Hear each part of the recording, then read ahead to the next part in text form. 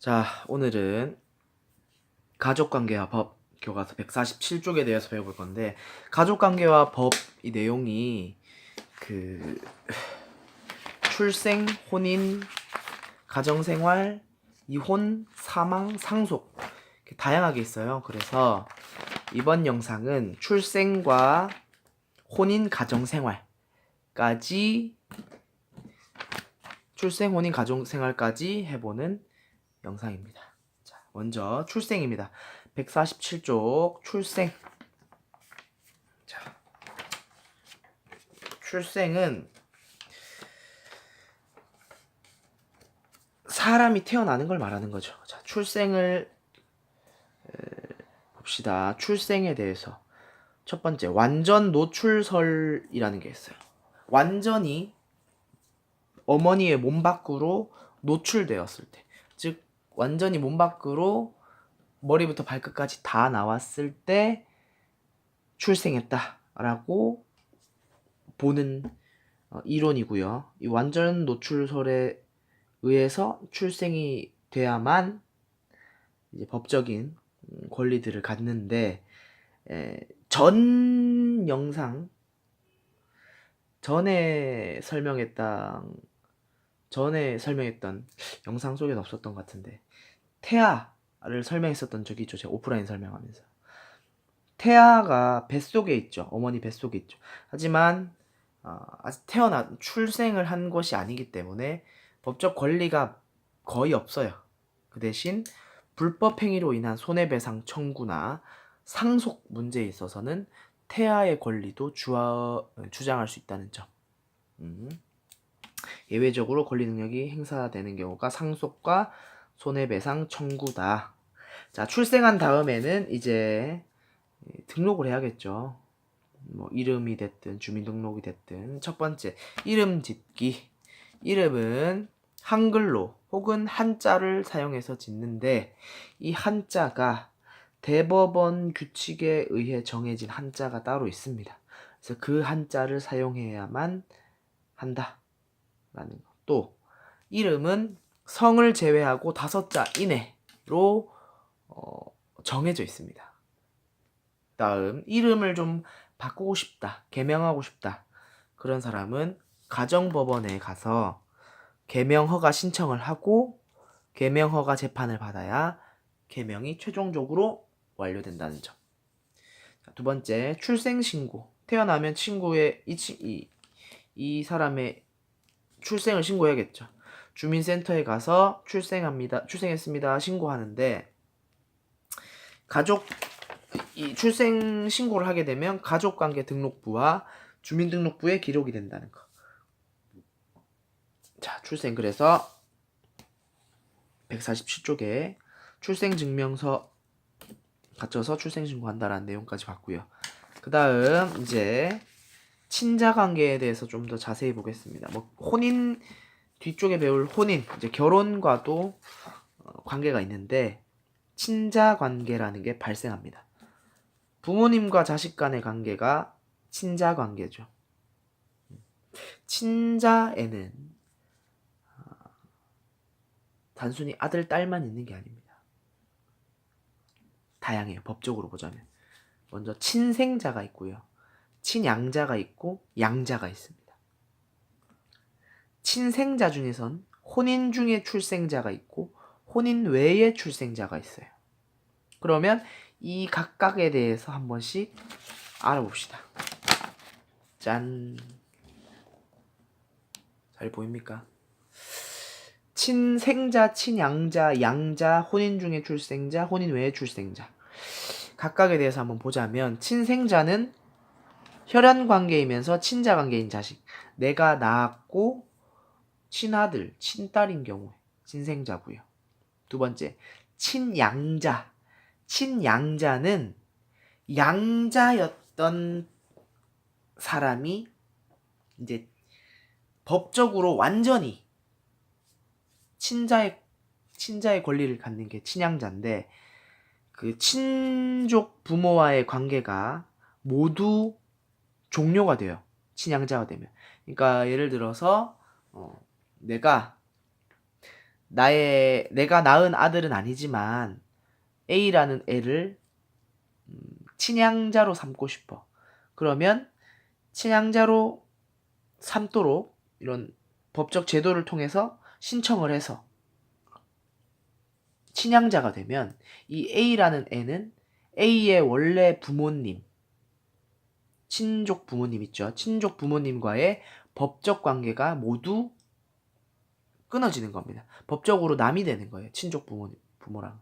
내가 친양자의 부모가 되는 거죠. 그렇게 되면 친양자가 되는 경우에는 친족 부모와의 친족 관계와 상속 관계가 모두 없어지는 거고요. 양부모와의 법률상 친자 관계를 형성하여 양부의 성과 본을 따르는 양자가 된다는 겁니다. 양아들, 양딸. 미성년자여야만 하고요. 친양자로 삼기 위해서는 그 친양자가 미성년자여야만 하고 혼인 중의 출생자로 본다. 친양자를 혼인 중의 출생자로 간주한다라는 건데 혼인 중의 출생자는 이제 곧 볼 거니까 보겠습니다. 양자는 혈연 관계는 아니지만 친자 관계에 있는 자식. 친자녀와 동등한 법적 권리를 가지고 있습니다. 하지만 친족 부모와의 법률적 관계가 모두 종료되진 않았다는 것. 그 다음 혼인 중의 출생자. 말 그대로 결혼해서 낳은 아들, 딸을 혼인 중의 출생자라고 하는 거예요. 법률원 관계에 있는 부부 사이에 출생했다고 법적으로 인정한 자녀고요. 친양자의 경우에는 혼인 중의 출생자라고 보는 겁니다. 간주하는 거. 혼인 외의 출생자. 부모가 법률원 관계가 아닌 사이에 태어난 자녀. 뭐 예를 들어 사실혼 관계라든지 아니면 뭐 그러면 안 되지만 불륜을 해서 태어난 자식의 경우는 혼인 외의 출생자가 되겠죠. 그래서 혼인 외의 출생자로 인정받으려면 생부 또는 생모가 자신의 자녀라고 인정하는 인지 절차가 필요해요. 인지라는 걸 해야만 혼인 외의 출생자가 되고 되는 겁니다. 그래서 147쪽에 이 출생에 관한 내용들이 나와 있습니다. 인지에 대해서 나오죠. 혼인 이외의 관계에서 태어난 자녀에 대해서 자신의 아이라고 인정하는 것, 부모가 스스로 할 수도 있고 자녀가 신청을 통해 재판으로 인지가 이루어지기도 한다. 자, 그래서 147쪽까지 봤고요. 그 다음 혼인 그리고 가정생활 하겠습니다.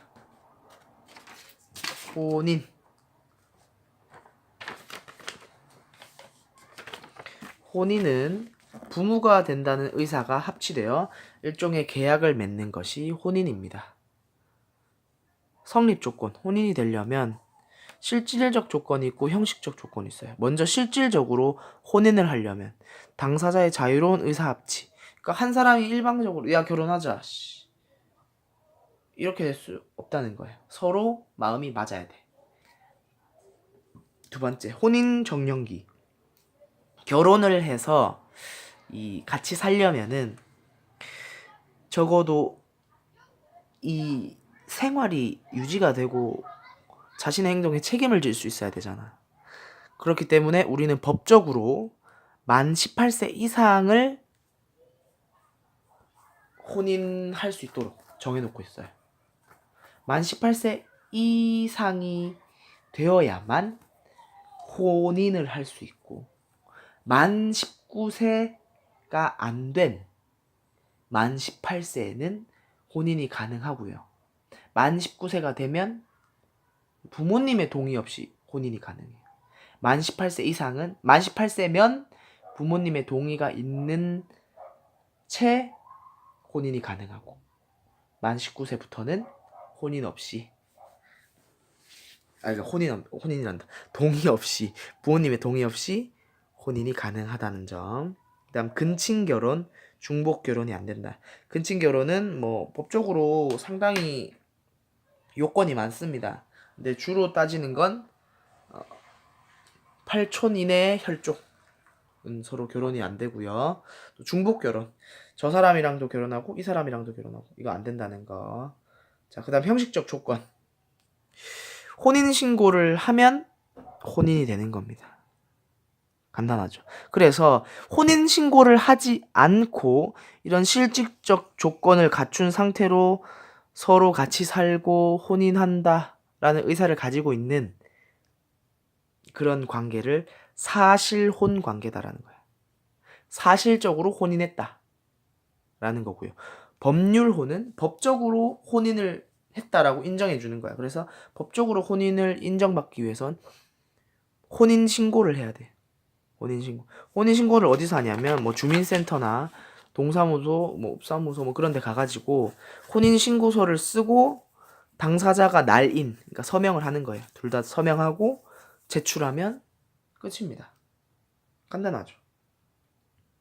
네, 만 18세는 부모님 동의가 필요하겠죠. 자, 혼인을 했을 때 효력.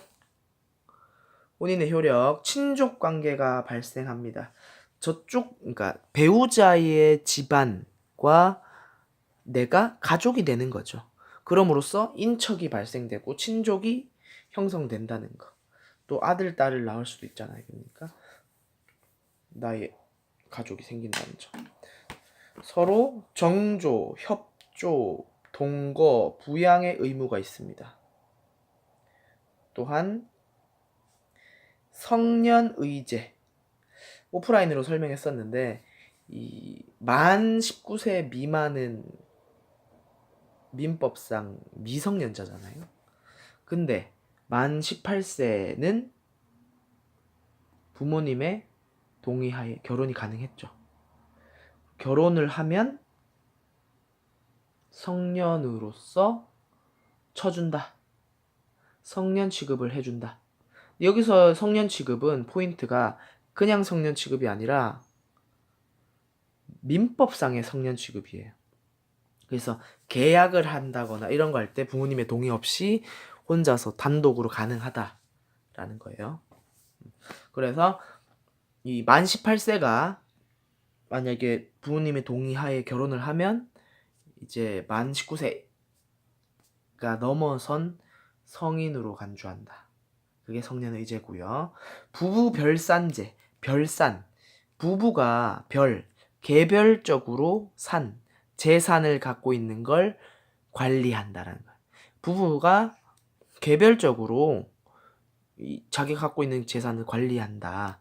부부의 재산을 각각 소유하고 처분할 수 있는 권리를 부부별산제라고 합니다. 그래서 법적으로 사실은 부부가 재산과 빚이 따로 있을 수 있잖아요. 두 사람의 만남이니까 두 사람이 갖고 있던 빚이 각자 갖고 있던 빚이 있을 수 있고 재산이 있을 수 있는데 이걸 각자 처리해야 돼. 원래 법적으로 보자면 법적으로 이걸 인정한 제도가 바로 부부별산제인데 현실적으로 각자 따로 돈 벌고 따로 빚 처리하고 따로 관리하고 따로 소유하면 좀 문제가 많겠죠. 예를 들어서 오늘 장을 봐야 되는데 지금 내 수중엔 돈이 없고 이 탁자 위에 내 배우자의 지갑이 있다.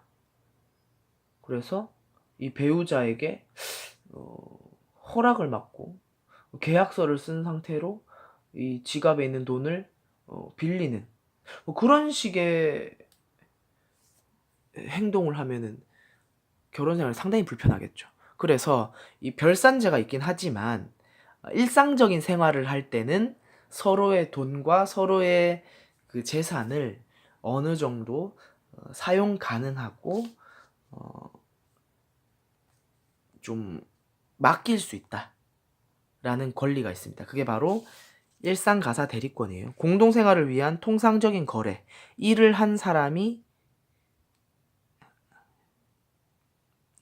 공동생활을 위한 통상적 거래나 일을 한 사람이 결정 가능하다는 거예요.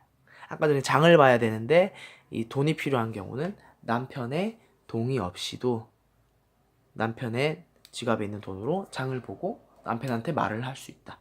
이 정도는 가능하다는 거지. 자, 그게 일상가사 대리권이라는 거.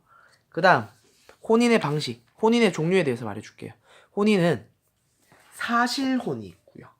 법률혼이 있고 동거가 있습니다.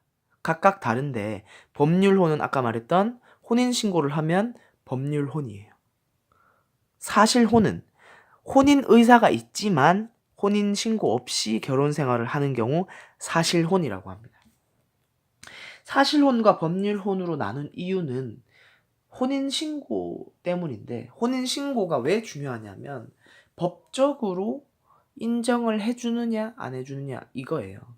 법적으로 법률혼이 되면은 이 다음 영상에서 배울 상속 문제에서 상당히 그 상속을 많이 받을 수 있는데, 사실혼 관계일 때는 상속을 받을 수가 없어요. 보험금도 못 받고 가족수당도 못 받아. 그러니까 제한적인 범위 내에서만 서로 두 사람의 사실혼 관계가 보호가 돼. 상당히 제한적이군요. 상속은 특히나 다음 영상에서 배우겠지만 중요한 문제란 말이에요. 다음 동거는 혼인 의사가 없고 혼인 신고도 안 해서 서로 그냥 같이 같은 공간에서 살고 있는 관계를 동거라고 하고요. 법적인 보호도 역시 전혀 받질 못한다. 그래서 148쪽에 혼인과 149쪽에 가정생활까지 봤는데요. 또 문제가 여기 밑에 보면은 제가 적진 않았는데, 가정생활을 하다 보면은 가정폭력이 일어날 수 있죠. 뭐 아동학대라든지 뭐 부부간에 서로 폭력이 일어난다든지 이러면은 가정생활이니까 누가 끼어들면 안 된다 라고 생각할 수 있는데, 이제는 현대사회에서는 가정문제도 사회의 문제의 일부이기 때문에 법적으로 보호해야 한다 라고 이제 바라봤기 때문에 뭐 아동학대, 가정폭력 이런 것들이 신고가 되면은 뭐 그 가족이 아니에요, 이건 우리가 알아서 할게요, 신경 쓰지 마세요, 저희가 할게요, 뭐 피해자와 가해자가 서로 다 그렇게 한다 하더라도 나서서 이 피해자를 보호하고 이 격리나 접근 금지, 사회봉사명령이나 형사처분을 할 수 있다는 점, 가정 문제도 사회적인 이슈가 된다는 점 책에 적혀 있습니다. 자, 그래서 49쪽까지 한번 같이 공부해 봤습니다. 영상은 여기까지입니다.